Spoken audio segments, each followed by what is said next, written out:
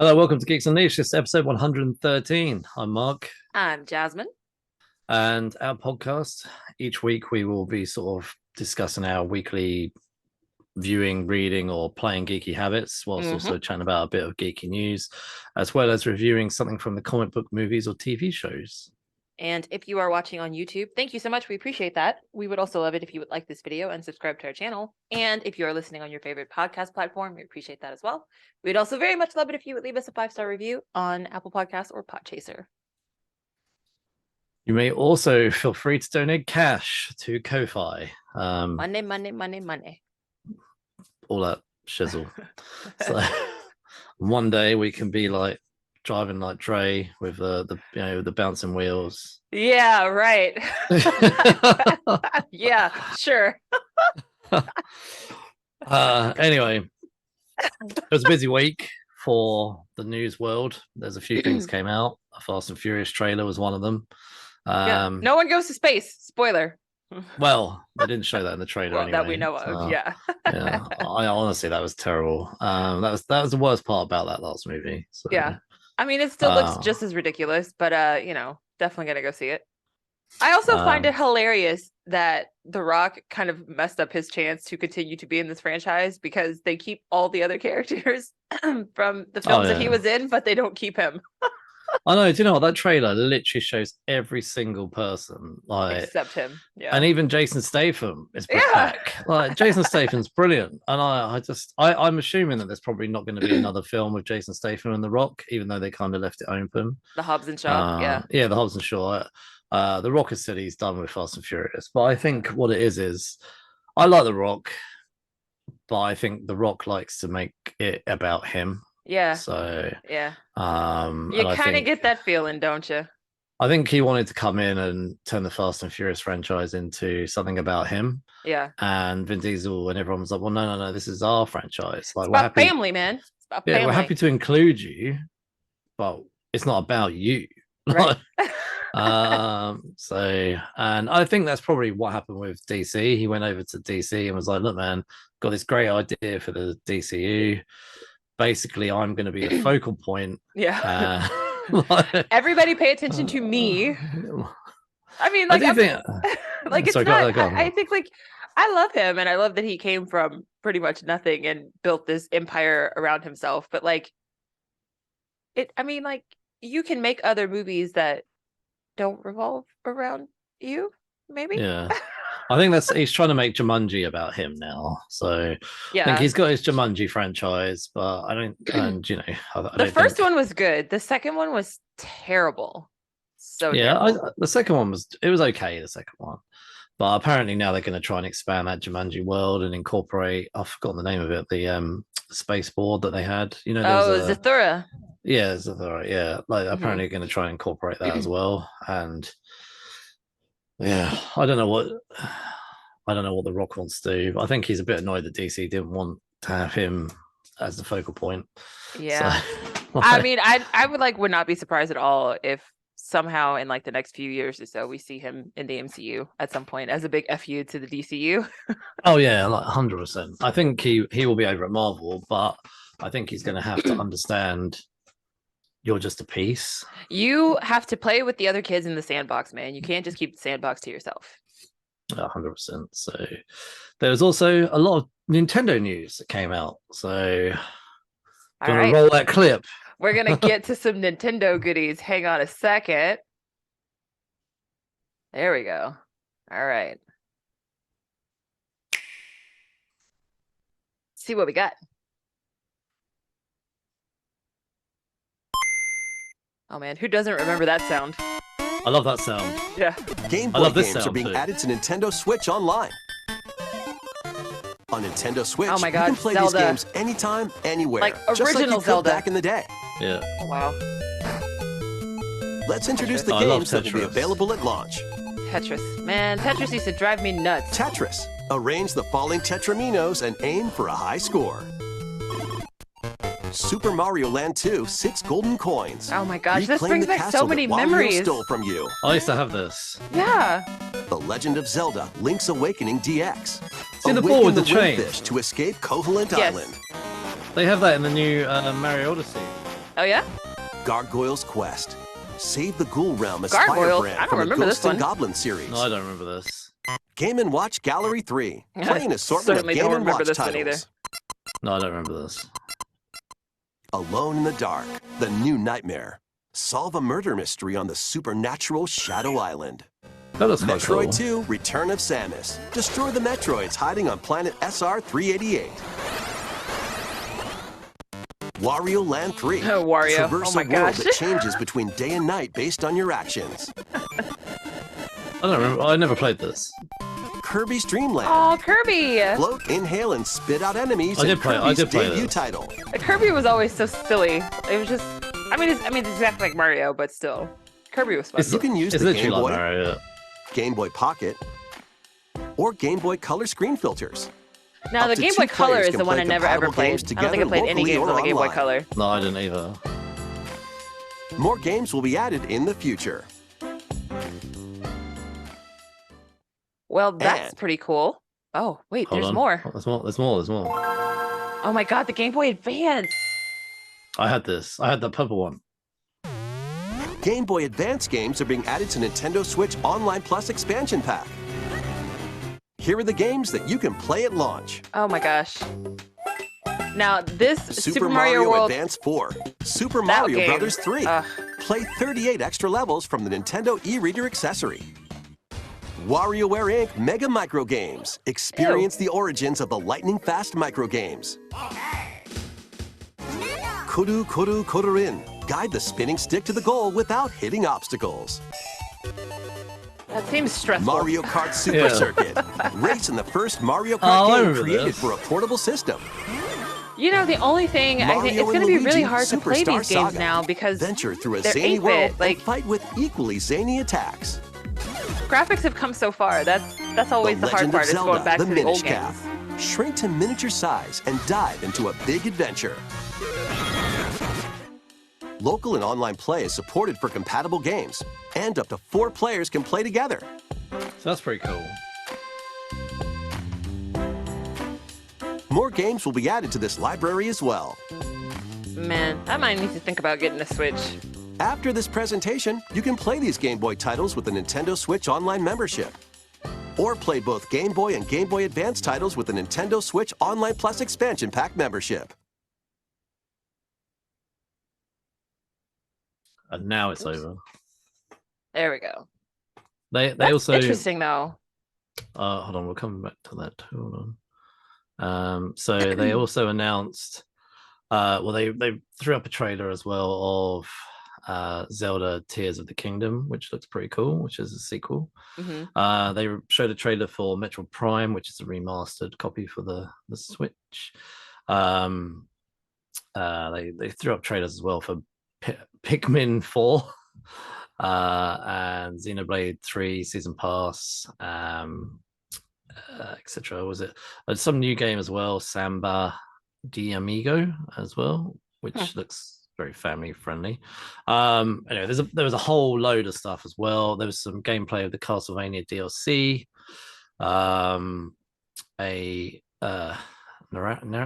adventure game set in the Tron universe as well. So there was a whole sort of load of stuff as well. They've remastered there's a Nintendo DS game as well, Ghost Trick. So I've never played that.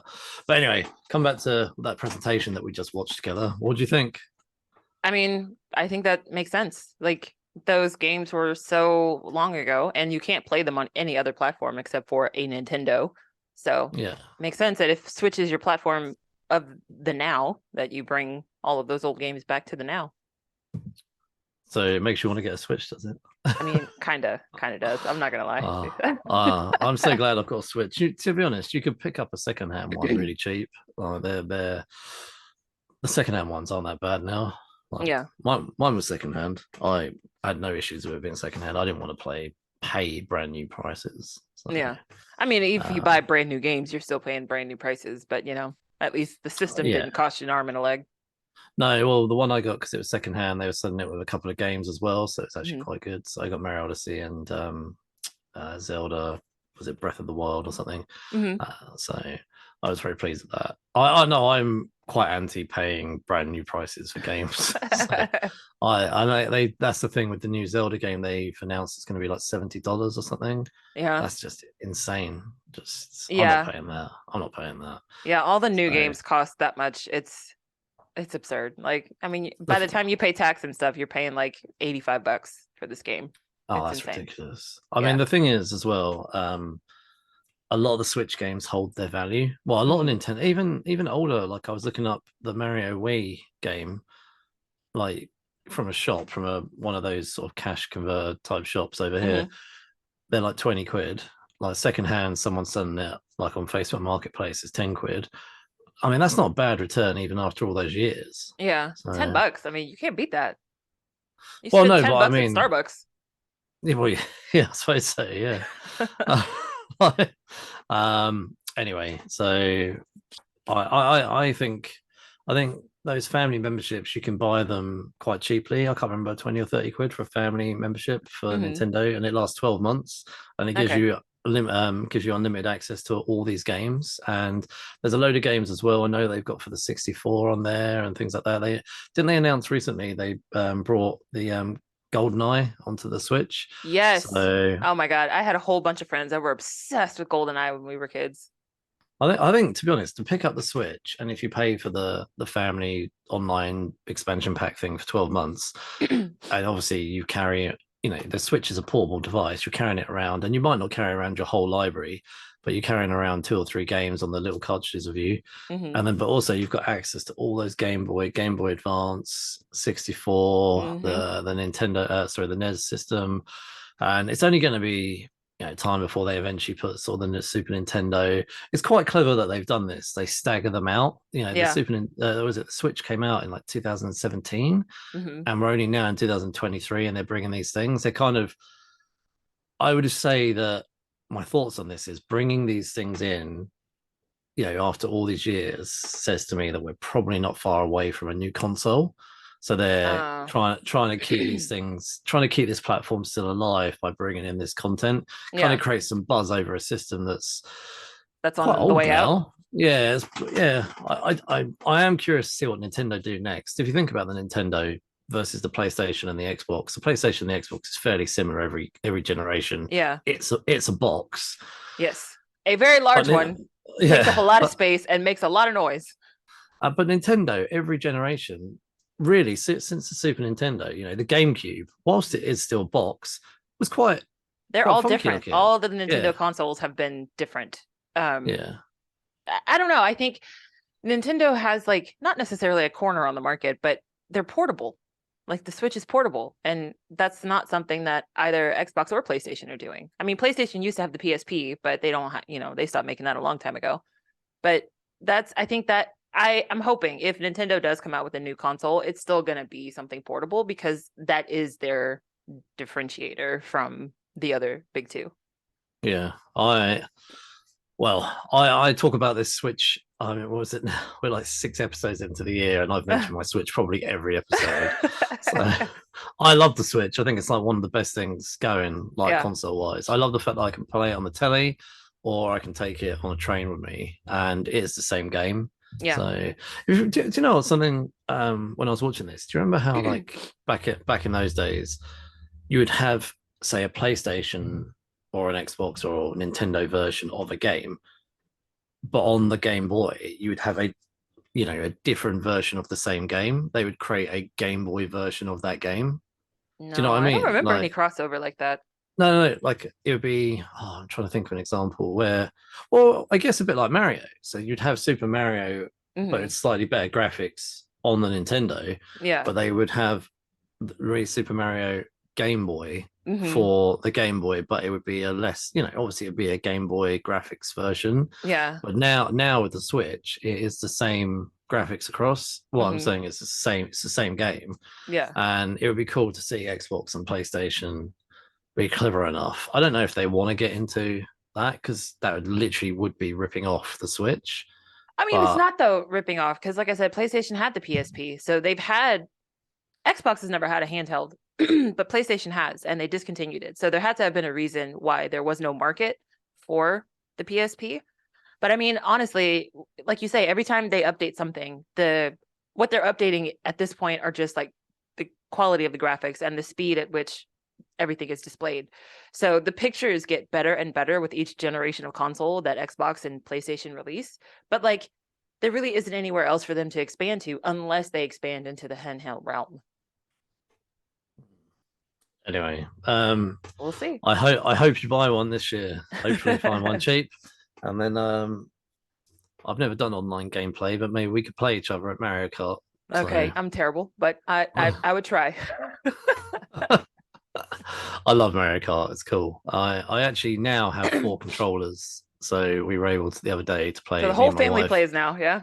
Well, I literally only got 4 controllers at the end of last week, so we've only had one go so far. But yeah, like I yeah, if you get one, honestly, I'll pay for the online membership and I'll beat your ass. Thanks for that. Do you know what though? Sometimes they beat me. Even my 8-year-old has beaten me. So yeah, it's not. Sometimes I beat her too. So yeah, we didn't really watch anything this week or read anything. Both our jobs were incredibly insane. So, yes. I was a little bit all over the place. So obviously I'm not going to talk about work. But are you still caught up on The Last of Us? I haven't watched episode 5, which I know came out on Friday. In America, I don't know. Actually, I don't even know if it's come out here yet. I haven't. Oh yeah, they released it early because of the Super Bowl today. Yeah. So The Last of Us, I have watched up to episode 4. Me and Steph have been doing Instagram lives. If people want to go watch them, we'll be doing another Instagram live on Wednesday to discuss episode 5. So anyway, we're going to do a bit of trivia and then we'll jump into Ant-Man and the Wasp. All right. So I no Q&As, but I'll just shout out some trivia of some things which I grabbed from the interwebs. So gotta love the interwebs. Paul Rudd apparently, he says, really did learn the close-up magic for this movie. So I'm not surprised at all. That definitely seems like something that is very Paul Rudd personality type. He says, I really did learn some of that magic. I haven't really kept it up, but then again, trying to learn to be really good at magic in a short amount of time is really like trying to learn violin in a short amount of time. So I thought that's pretty cool that he learned that. Yeah. So, Lawrence Fishburne's son, Langston Fishburne, actually played the younger version of Dr. Bill Foster in the movie. So I did not know that. Didn't either. No. Let me see what else is here. Peyton Reed promised Michael Douglas that he wouldn't be just a walking exposition machine this time around. He actually gave him some stuff to do. He even got to wear a suit. I actually thought that was great that he wore a suit this time around. I thought that was, well, we'll talk about that as we get to the film. So Ghost is male in the original comics and is part of Iron Man's rogue gallery, never actually crossing paths with Ant-Man. His powers come from his suit rather than the quantum realm. He eventually becomes an anti-hero after joining a team of superhumans called the Thunderbolts. Oh, do you think we're going to see Hannah John Kamen with the Thunderbolts? Oh, so, well, they announced initially that she was going to be in the Thunderbolts. Then I did hear potentially not. So I don't know. So they did announce that she was going to be in the Thunderbolts, but now potentially not. So boo. Yeah. I don't know. I hope that happens. So anyway, this marks the second MCU film after Thor Ragnarok to have a female as the leading antagonist in the comic books. Oh yeah, sorry, I don't need to read the rest of that. Yeah, so there's not many bad ladies. They're getting better. So I like female villains though. I think Valentina is going to step into probably the next big bad. I assume she's gonna be into the Thunderbolts. Oh yeah. I think so yeah. Peyton Reed insisted the film clock in under 2 hours for 2 reasons.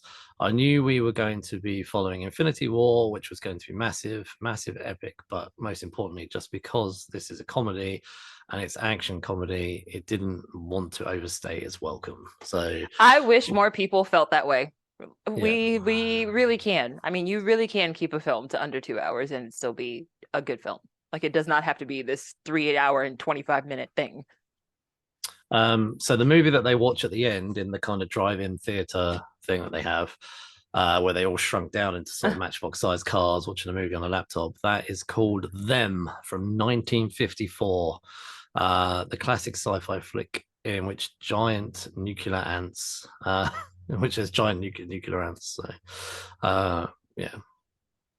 Creature features. You gotta love the creature features from the 50s when they had no choice but to use the practical effects. And so you've got like this gigantic movable styrofoam ant that looks awful.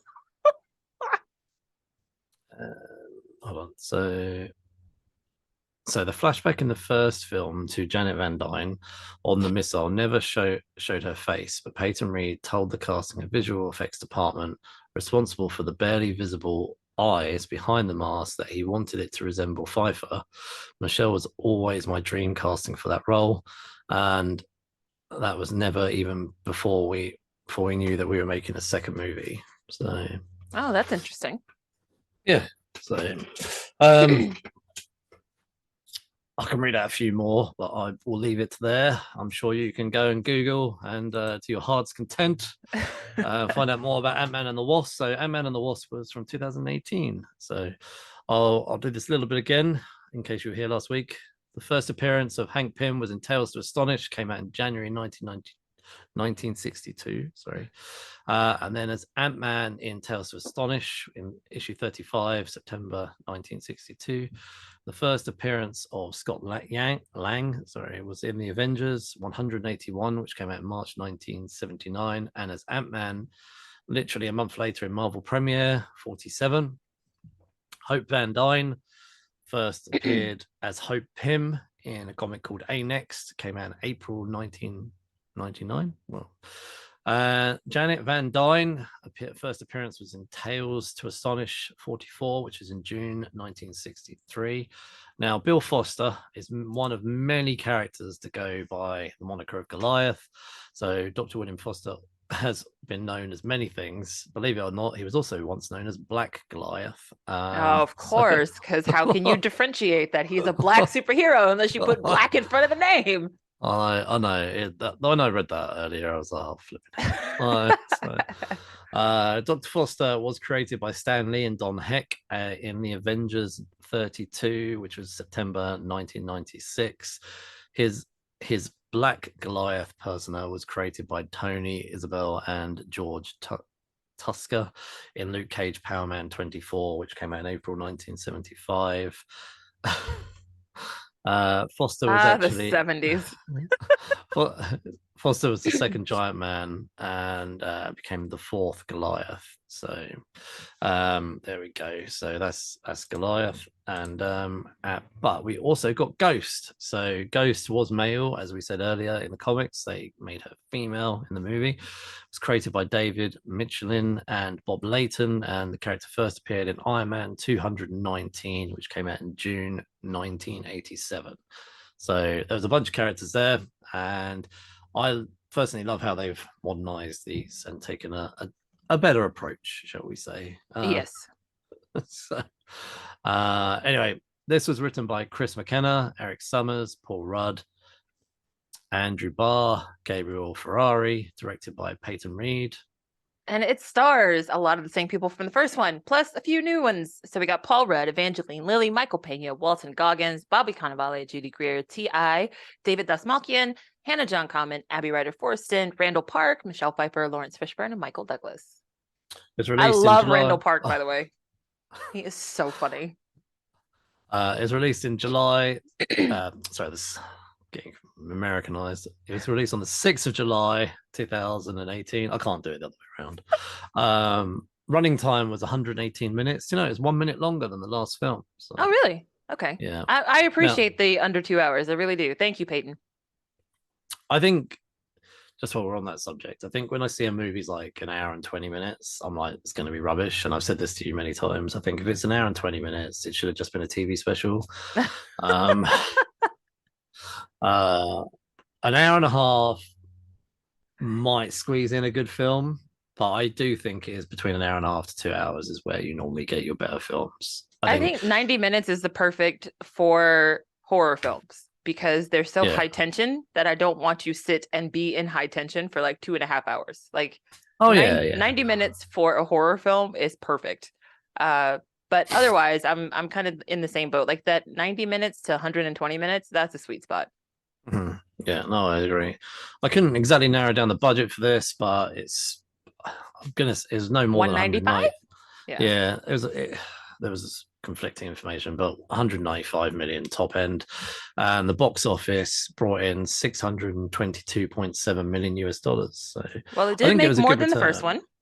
It made more than the first one, and I would say there's a lot of the reason for that, as we will discuss in a minute. So, do you want to throw us up that IMDb summary? All right. So, as Scott Lang balances both being a superhero and a father, Hope Van Dyne and Dr. Hank Pym present an urgent new mission that finds the Ant-Man fighting alongside the Wasp to uncover the secrets of their past. Where was this set? Okay. So, the first film was Phase 2. This film is Phase 3. It follows after Endgame. But, well, I don't know. I feel like most of the stuff that they reference in this film is No, this is follows Infinity War. No, it follows Infinity War. Oh, Infinity War. My bad. I always get those two mixed up.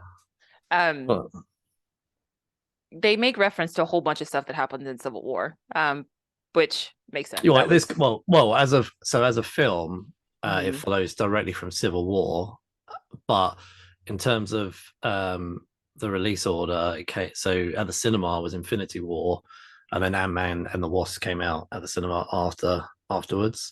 But I would say that probably this film is going on during the invasion by Thanos. Yes. Yes. And then as the after credits would have you realize. So, but yeah, no, I would say that probably a lot of this is going on, especially the fight scene at the end and things like that. I would say probably very early, maybe Iron Man is currently, maybe as Scott's having his tag taken off, Ant-Man is having a fight with Doctor Strange in in New York somewhere with those creatures that work for Thanos. I would say that's probably going on around the same time. I would say this film probably starts before Infinity War and kind of ends as the invasion's kicking off, maybe. Yeah. That's kind of what that makes sense. It seems like they built in a time jump. It's very nondescript after they get Hope, spoiler. I mean, not Hope, Janet, but once she's back, it definitely seems like there is a time jump between when they get her to the end of the film, that sequence that we see at the very end. Yeah. So I think we have Ant-Man 1, then Captain America Civil War happens, and then obviously we have Ant-Man 2, and I would say Ant-Man 2, if they were to be shown by mirror them on the TV, I would say that as Scott's sort of having his tag off and getting released, that invasion's happening, then the titles come up, maybe, I don't know, an hour or two, I don't know, or maybe maybe I'm wrong at all, maybe I'm completely wrong, maybe the invasion hasn't happened at all, and then the titles rock up, and then the invasion's kicking off, and then so I don't know, but it kind of ends where the invasion has just come into its thing, and he clicks his fingers. It ends the same way that Infinity War ends, where people just get dusted. Yeah. So all right, so Phase 3, we've got Captain America Civil War, Doctor Strange, Guardians of the Galaxy Volume 2, Spider-Man Homecoming, Thor Ragnarok, Black Panther, Infinity War, Ant-Man and the Wasp. Then we have Captain Marvel, Endgame, and Spider-Man Far From Home. So this is near the end of Phase 3, this film. I remember, we won't talk about Infinity War, but when Infinity War ended, and it was like a year from then to Endgame coming out, I knew that Ant-Man and the Wasp and Captain Marvel were coming out, and obviously we couldn't grasp how that was going to work. Yeah. Because he clicks his fingers and 50% of the world, 50% of all civilization has disappeared. I was like, how on earth what's going to happen with Ant-Man? But actually it was done well. So, and even Captain Marvel, I didn't know that was going to be set in the 80s. So, and then we come back to Endgame and it all nicely comes together. So yeah. Although I think I would say like my one dislike about, well, not one, but the biggest dislike I had about Ant-Man and the Wasp is this movie relies heavily on you having been very familiar with what happened in Civil War. So if you did not see Captain America Civil War, this film makes no sense because you don't understand why there's tension between Hank and Hope and Scott. Like the whole film to me hinges on the events of what happened in Civil War. Whereas the first film definitely felt very much like a standalone film. Like they referenced the Avengers, obviously. I mean, but you could have watched the first Ant-Man without really having like that deeper MCU understanding. But with this film, like it's been a long time since I've seen Civil War. So there were parts where I was like, why are they mad at him? Like what happened? And so then I had to go back and just kind of revisit briefly Civil War. And then I was like, oh, okay, I get it now. So yeah, I forget that the deeper we go into the MCU, the more you have to have seen in order to get all of the nuance. So like if you had not seen Civil War, then you don't understand the emotional like drama that is happening in this film at all. Have you seen that meme of comic movie viewer in 2043 sits down to watch the latest Marvel movie and before watching it has to watch 374 films and 84 series just to understand this latest movie? Yeah. So yeah, I have been wondering for a while before we talk about this film,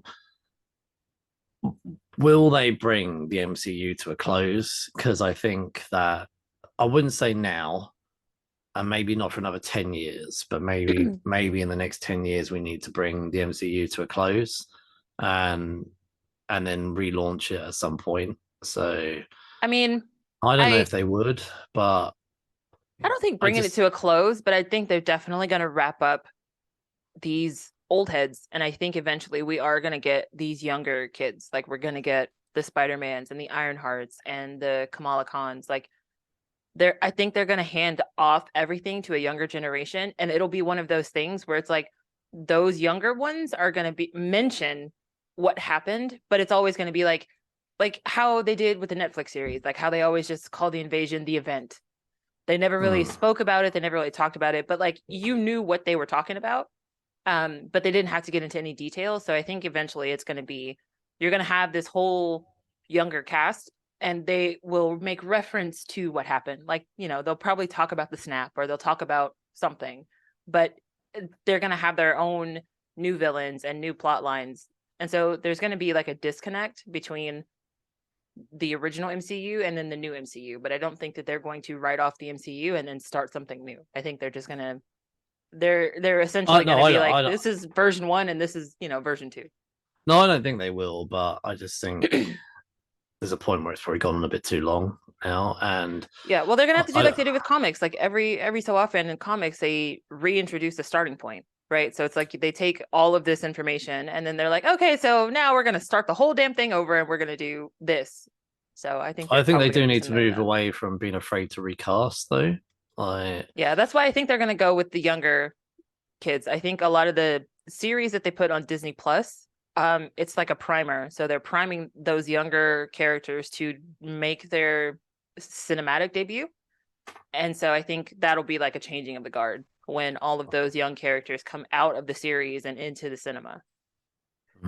So anyway, what's your overall thoughts on this movie? I like the upgraded technology that we get in this movie. I think that's probably some of the most exciting stuff. Like the way that they have an entire carton of shrinking cars. Like, I think that's so cool.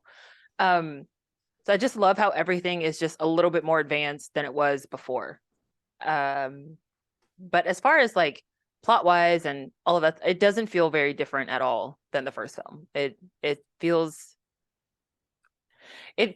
more like okay, this worked the first time, let's just do the same thing again the second time, but it doesn't have the same effect the second time around, if that makes sense.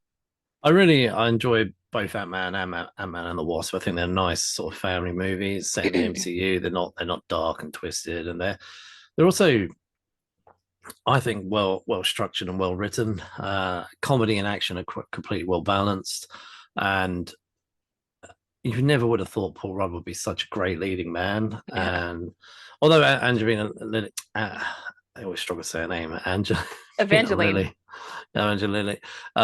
She's a great leading lady too. And there was something I was reading as well that Peyton Reed wanted to treat them both as equals, like on the same footing. That it wasn't Paul Rudd's movie; it is their movie. So I thought that was great as well. I thought overall it was quite a large cast, and I thought they were all handled well. So it's like even what was it, Lewis just getting his even he gets some action. So I thought that was great. Yeah. Hank Pym gets some action. Yeah. We also Hank gets to suit up. We even get nice family moments. Like, what's it? I had to quickly get her name. Abby Forston, who plays Cassie. Yeah. Like, she was obviously going to age up at some point. But in those films, she's so adorable. Like, and but she's also like so like headstrong too. She's like, I could be your partner. Like, I could help you. We could do this together, Dad. And he's like, well, I need someone a bit older. I love how feelings were hurt too. she like was like feisty with the FBI guys. Yes, I don't know. Yeah. So that kid had a lot of personality. That's for sure. I think with the Ant-Man movies, though, whilst they, especially this film, was leveraged off of Civil War, Captain America Civil War, these films have always felt on their own. And what they obviously do tie in things like Shield and those kind of things. They still are very much, I feel, on their own. And I don't know, I like that. I like that you can pick them up and they are generally on their own. Yeah, okay, Civil War did bounce Scott into some trouble at the start, but equally it wasn't like his character was never in trouble before. So this was I think a nice little simile that the first film started with him in prison. This film starts with him on house arrest. Well, actually the whole film is him on house arrest, so his character has unfortunately seen problems as well. So I don't know, I really enjoyed the adventure side of it all and just everything. Hold on, isn't Shang-Chi set in San Francisco? Yes, it is. And they make reference in Shang-Chi about when something happens, he's like, oh no, I'm not that guy. Like they make reference to Ant-Man at some point in Shang-Chi. I'll have to rewatch Shang-Chi now, because like having seen this set in San Francisco, some of the chase scenes sort of where they're going down the hills and stuff, it made me think of the beginning of Shang-Chi where we had that huge fight at the beginning with the sort of the bus thing. And so I really hope Shang-Chi and Ant-Man, like that would be so cool. Like I think they would be like ridiculous together, honestly. Do you know what I really want to see? And I don't know if they would do this, but I would love to see an Ant-Man and the Fantastic Four film. Oh yeah, that would be cool. Yeah. So I think if we could get a Fantastic Four film that was a little bit less humor heavy than the first sequence with Chris Evans, but like not nearly as heavy as that remake that we got. Like I think the Fantastic Four needs to be some kind of happy medium. Like we don't need super campy like we first got, but we also don't need a Batman version of Fantastic Four. You know what I mean? Like there needs to be some middle ground. I think Fantastic Four would benefit from a director like Peyton Reed because he can balance the action and the humor. But I think this film definitely was well balanced, from family drama, from both the Pyms and with the Langs. I think the family drama's done well. The side characters are handled well. I think Peyton Reed did a really good job balancing such a huge cast, as well as keeping your two main characters front and center, but also sort of developing that world around them in such a cool way. And like the technology, the inventiveness of picking up the matchbox. Sorry, what's it called? Not the matchbox. The lab. The Matchbox toys, the cars, what they called, is it Matchbox? Is that what they're called? Where he's like, oh, the van won't work or whatever, and they're like, oh, open up the Matchbox thingy, and then he's suddenly like looking at all these cars. I remember as a kid, like every time I had Matchbox cars, thinking, oh, I'd love to own this when I'm older. How cool would that be to actually just flick that up, and then there you go, there's some that's so cool. Hot Wheels. Hot Wheels and Matchbox, they were both things, and anyway, so nicely segue into characters. So we always shout out favorite characters, but with this movie, such a large volume of characters, I think it's difficult to always have one favorite character. But do you have any favorites or standouts from this movie? Let's see. I would say of like the I thought Walton Goggins, but I'm biased. I really like Walton Goggins. So like, I mean, naturally I would pick him. I love him so much, especially from Justified. But he was a nice addition to me. Like we had like the big executive bad guy in the first one. So like having this kind of skeezy second-rate villain in the second one, it just kind of added to the humor to me. And I thought Walton carried that well. So I enjoyed him. His character is really like nothing to write home about, but I enjoyed the energy he brought to the role. But I would say if I had to pick one favorite character, it's got to be Cassie. I thought she was so. Oh, pick two then. Pick two, because I see it's a big cast. It's a big cast. I really like Cassie. She was so like defiant, but she was also like this sweet kid that really loved her dad. And like at the very end, when she's giving him that like pep talk, and she's like, "You can do anything, Dad. You're the world's greatest grandma." Oh, that was such a great line. Oh my God, it was so good. And it's like the relationship between Cassie and Scott is so endearing. Like it's so endearing. And I just loved like the whole time, like at the beginning when they're explaining that trophy, and he's like, "I am so happy that you gave me, that you think I am the world's greatest grandma." And she's just like, "Look, man, that was the only trophy they had left. And I wanted to give you a trophy. That was all they had. So you are the world's greatest grandma." Like just the banter that they have with each other, like for an adult and a kid to be able to talk to each other the way that they do. Like, I just love the way that their relationship plays out on screen. So Cassie was definitely one of my favorites in this film. No, I agree with you about her. I think it's great that we had that opening scene with them in a sort of made up fortress, and even her lines like "I used to popo," like now I know those lines were written for her, but having young children of an 8 and 12, I would definitely say my children are a lot more open to hearing things like that, and speaking like that.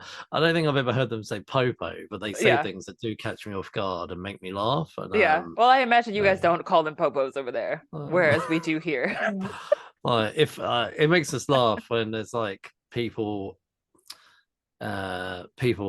just young men, shall we say, that think they are gangsters. Those types that sit at the back of the bus, like and refer to the police over here as the feds. And that always makes me laugh when I hear that, and I'm like, yeah, that's right, that's the Federal Bureau of Investigation driving down the high street. Yeah, that's right. The FBI are driving down the high street. Okay, sure. And I hear that few. Anyway, luckily my children don't speak like that. But he did call her out on it. He was like, "Popos."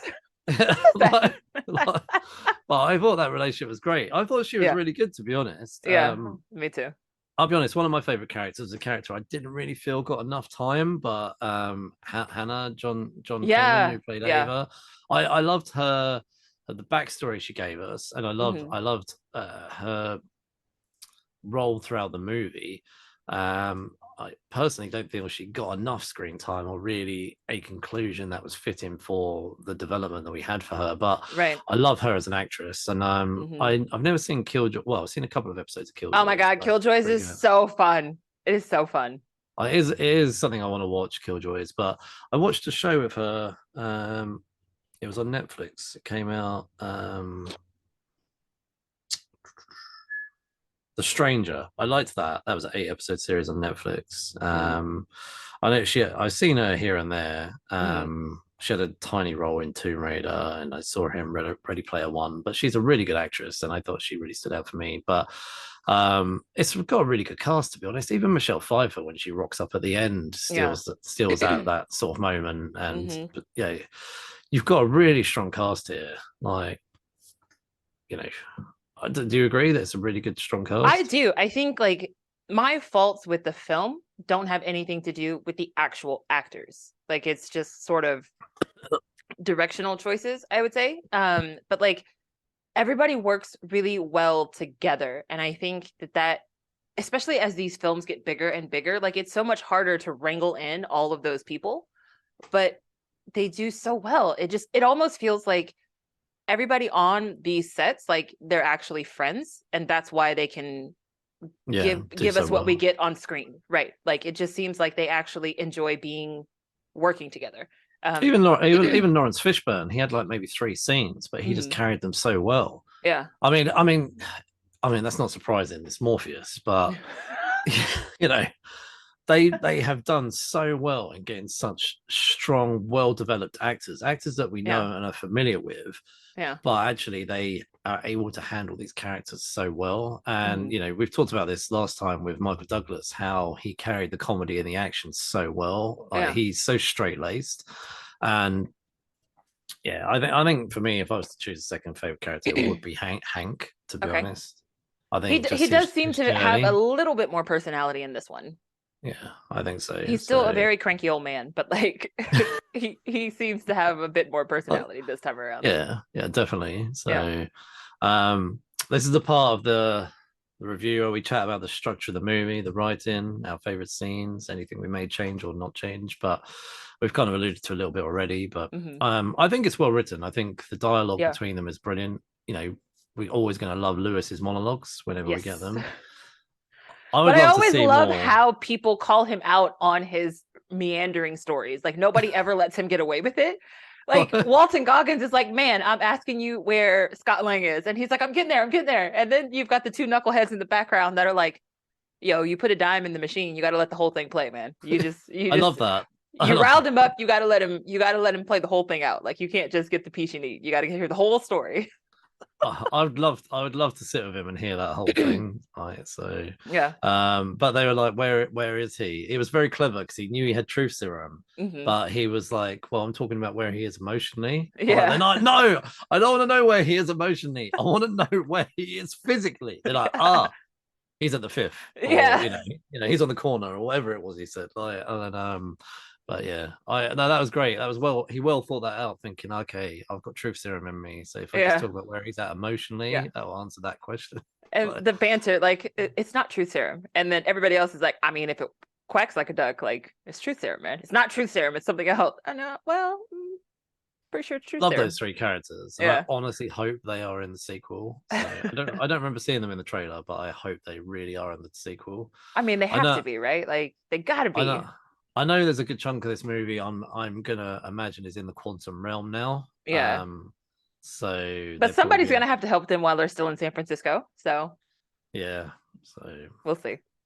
Oh, don't want to even. I'm excited for that 3rd one, but yeah. Well, do you know what? One of my favorite scenes actually throughout this film was the end chase scene.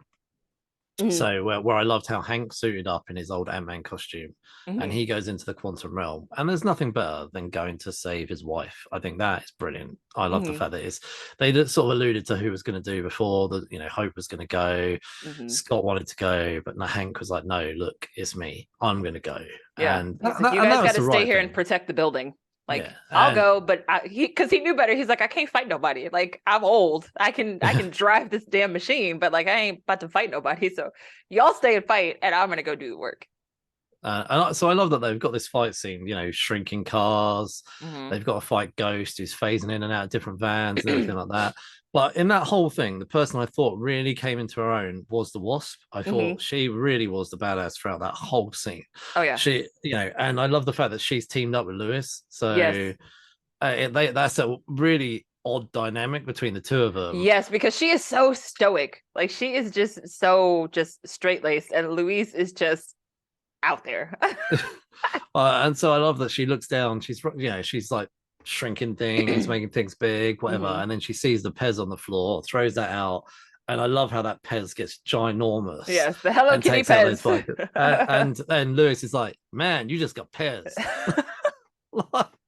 Honestly, that was just so good. That was such a good moment. So I love that whole fight scene. That was really good. I think for a movie, if I'm being totally honest, didn't really have a strong villain. No, and that's, it didn't. Walton Goggins, his character's name I can't even remember, and then we've got Ghost. Neither of them really carried the film in terms of villains. I don't think, but as an overall film, it was enjoyable. But it, I don't think there's anything I probably would have cut or changed, but well, no, there is. I think actually, I would like to see more development of Ghost, and I'd like to see more of a real ending. So, is there anything you would have cut or changed at all? I think I would have. I don't know. I think I would have tried to have kept the overflow of Civil War to the beginning. I would not have made that a thread that runs throughout the entire film. Oh, so they keep making the Cap jokes, don't they? Yeah. I would have at the beginning, like, you address it, you get it out of the way at the beginning, and then you just tell your story. Versus this one feels very, very much like an MCU film. Like, the other one felt like a standalone Ant-Man film. This one feels like an MCU film, where it's like they make reference to all of these other characters on a regular basis versus just a one-off, two-off conversation that you're having with someone. So, I mean, that's the only thing I would have changed. Like I said, because when I started this at the beginning, I was like, why is everybody so upset with Scott? And then it was like, oh yeah, Civil War. Okay. So then I had to go back and kind of just remember what happened in Civil War.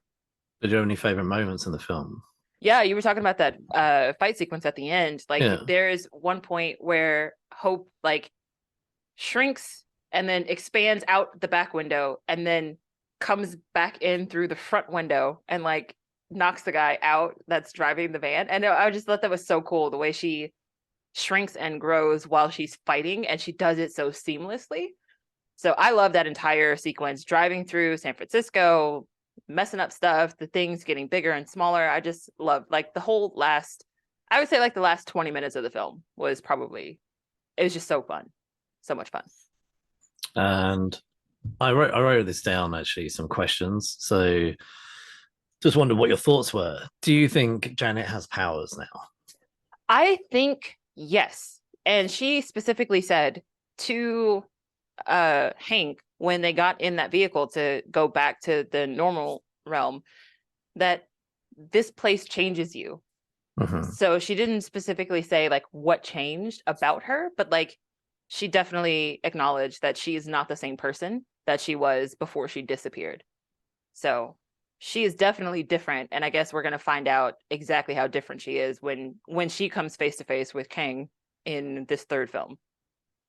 Okay. Because I feel like her and Kang have a history. Like, for her being down there for 30 years, I think her and Kang crossed paths, and I think that she's going to be some kind of hinge pin to that whole conflict that is happening in the quantum realm in this third film. I definitely think, well, 1 and 2 have been very isolated. Number 3 is going to be a game-changing film for the MCU. Yes. So I think number 3 is going to be one of those really important ones. Like, number 3 is going to be like an Infinity War. Like, it's going to be one of those films that the implications spread out to everyone else. Up until now, Ant-Man had been one of the films that just absorbs the impact from some of the other MCU films. But this Quantumania is going to now become the film that spreads out, and now other films are going to be affected by what happens here. So Ant-Man, to me, this franchise is jumping itself from a secondary character to now becoming a main character in the MCU. That's definitely, that's how I feel before having seen the film. So we'll see if I feel any different after the film. I know, I'm curious to see what you think. So, well, we'll both see what we think next week. Yeah. So, do you think Ghost has been fixed? No. I don't think she has been. Yeah, because at the end, that's what that whole sequence is about. They have to go back to the quantum realm to get more of those healing particles for her. So I think at some point, somebody's going to have to make her a suit where the suit is always powered by these quantum crystals or whatever, in order for her to not phase. So I think if they actually bring her into the Thunderbolts, that could be, like, an important plot point for her character in the Thunderbolts, because, like, if she somehow becomes destabilized again, then she could become, like, this villain again, right? Like, I think because at the end of the film, they imply that the only reason that she was behaving the way that she was behaving was because she was looking for a cure for herself. And so now that she is cured, so to speak, that she wants to atone for the bad things that she's done. But I think that is only going to last as long as she is stable. If she becomes unstable, like if her molecules become unstable again, I think she's going to step right back into that bad guy role. Yeah, I was curious about the Ghost. About Ghost, and I find it a bit frustrating that this happened in 2018 and we're in 2023, and we've had numerous movies and TV shows, and nothing about Ghost has been mentioned. We've had different, like that FBI guy showing up in WandaVision. There's numerous people who have made cameos, like you say, throughout, because the MCU does ripple from it across from one show to the other a lot of the time.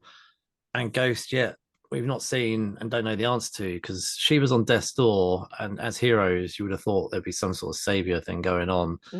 So I'm curious to see, and I don't imagine for 1 minute that she's going to be in Ant-Man 3, so I think that somebody else has got to pick this up and tell us what happens to her. So yeah, I mean, I think Thunderbolts is going to be the only way that we get more of her. So if they have already decided she's not going to be in Thunderbolts, then I don't know, this could be the only thing we see of Ghost, and it could be one of those things where the MCU is like, well, we just kind of hope you forget about that, or she gets her own thing. So I don't see that happening. Yeah, I don't. It wasn't a strong enough character to warrant its own thing. Like, I think Ghost would be great as part of an ensemble cast, like if Ghost was part of the Thunderbolts, because I think actually Ghost and Yelena could have a really interesting relationship, because they both have this, like, I used to do bad things for other people, and now I have decided that I don't want to do bad things for other people anymore. I want to be different. So her and Yelena kind of have similar backstories. So I think that they could actually, they probably would be like antagonists at first, but I think that they actually have a lot in common and they could get along well together. So I think that could be an interesting relationship if they decide to bring Ghost into the Thunderbolts. I found another article that said just now, saying Thunderbolts, it appears that Hannah will be part of the Thunderbolts after all, and there's conflicting information or conflicting reports or something like that. Well, I guess we'll just have to wait and see until there's a trailer. Who knows? Yeah. This last question. My thoughts, by the way, on those first two. I think Janet has powers. I think also Janet probably has come across Kang. Maybe either. I'm assuming there's some sort of, I don't know, society within the quantum realm. Like, it would be quite boring if it was just Janet and Kang. Yeah. Mites, amoebas, or whatever those things were. I would love to know how this works, though, in terms of a society, humanoid society that's tiny. I don't know. I'm curious. So, is Ghost fixed? My thoughts are no. But I don't know how we've gone from 2018 to whenever the Thunderbolts come out without her being fixed. Hopefully we'll get an element of a backstory on that. This last question is a bit more of a joke. How did they not hear about Thanos when they were doing their tests in that car park? So what do you think? I think, didn't they mention, I'm pretty sure the Avengers mentioned something about Scott in Endgame and made reference to the fact that he was on house arrest. So they said that. I think they left him out on purpose. And because most of what happens in Endgame happens in space. So I think it's very easy for them to not be as caught up on what's going on, because they weren't in space. It was Infinity War, and then Endgame, he was in Endgame. No, what I mean is during Infinity War, that's when Thanos and everybody comes to Earth. And they fight in Wakanda. Yeah, and then he clicks his fingers and everyone fades to dust. What I'm saying is, and obviously we had that sequence at the end in the titles where Nick Cage disappears as well. So when he disappears, that's probably when Janet and everyone disappears. But I'm just wondering, it's a joke, really, because how slow is the news? Yeah, like, that. I think it's just, we're going to just have to allow them that one. So yeah, it's a unresolved plot hole, so to speak. Yeah, but they are looking for Ant-Man in what is it, in Endgame? Yeah, because at one point Cap is like, has anyone heard from Scott? And they were like, no. So they kind of assume that he got snapped, but they're not really sure. So I guess if you disappear for 5 years, they're going to assume that you got snapped. So yeah, except he was stuck in the quantum realm. That was one of my favorite scenes in Endgame, when he comes back in that van.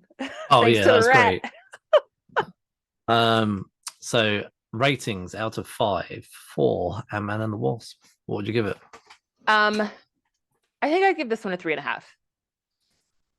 I think did I say 3.75 last time? I think I did. I thought you were higher last time. I think I gave the first one a 4. Okay. No, I'm gonna give this a 4. Okay. I like this one. It was good. So overall it was a nice film. It doesn't hurt anyone. It's nice to watch. I would watch it again. No issues. Yeah. I'm just very interested to see Ant-Man go from this secondary character to Ant-Man being an important character. You know what almost I mean? like an Avenger. I would say it's like an Avenger now. Yeah. Like I'm honestly like this next film, the third one, is one of the MCU films that I'm really, really, really looking forward to, just because I know it's going to have so many implications. Like it's going to have a big impact. So I really, really want to see how they take the secondary character from the MCU and like make it this impactful thing. So I'm very excited to see Quantumania this weekend. So next episode we'll be reviewing Ant-Man and the Wasp: Quantumania. Shocker! Oh, wow! Who knew? See that coming? Did you see that coming? You can follow us on Geeks Unleashed, on social media as Geeks Unleashed on Instagram, Facebook, and Twitter. Come say hello. Yes, and you can get this podcast wherever you get your podcasts: Google, Podbean, Apple, Spotify. We're everywhere. So please leave us a 5-star review and tell your geeky friends. Look, everyone, have a good week. Don't work too hard. We'll see you next week. Good journey. Good journey.